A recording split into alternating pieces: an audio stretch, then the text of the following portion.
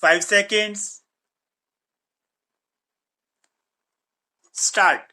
As has been recorded in the impugned judgment of the High Court when the writ petition was taken up for admission on 14th May 2010, the fact that the petitioners had withdrawn the condition with regard to the provision of foreign exchange rate variations was considered, and it was also observed that such subsequent withdrawal could not affect the bid of the petitioners. However, on the submission made on behalf of the petitioners that the aforesaid condition was also included in the RFP submitted by respondent number 4, notice was issued in the matter.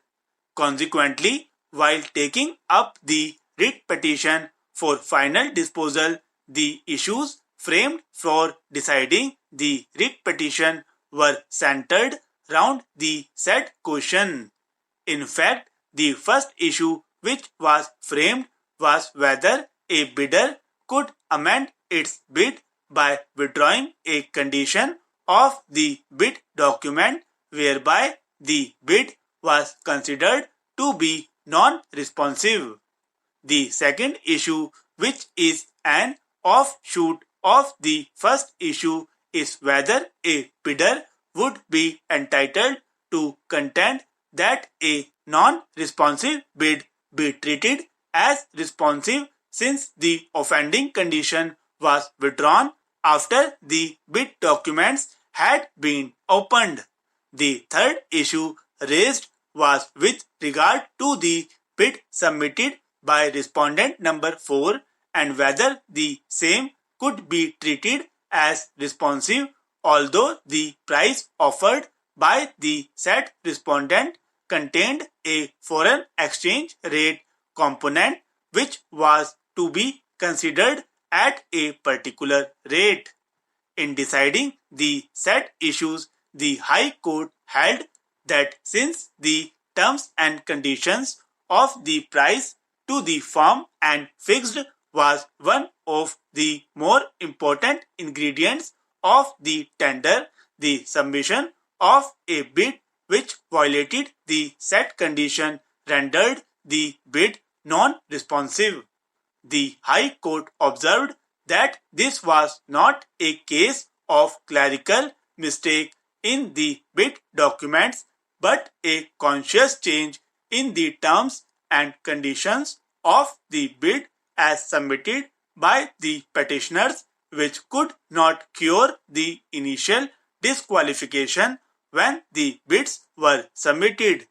The High Court took note of the fact that the bid of respondent number 4 contained the condition that its price would be in Indian rupees with a foreign component which would be converted in Indian rupees as on the date of opening of the bid.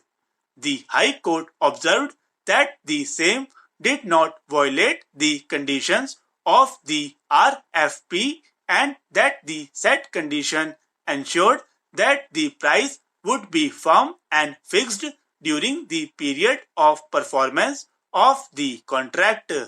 The stand taken on behalf of the petitioners was strongly opposed on behalf of the respondent number 4 to whom the contract had been awarded. Mr. Ashok Desai, learned senior advocate, pointed out that the condition relating to the foreign exchange rate variation and the proposal of the respondent number 4 in relation thereto indicated a firm rate of exchange as on the date of the opening of the commercial bids, and there would be no escalation of such offer during the subsistence of the contract as envisaged in the tender documents.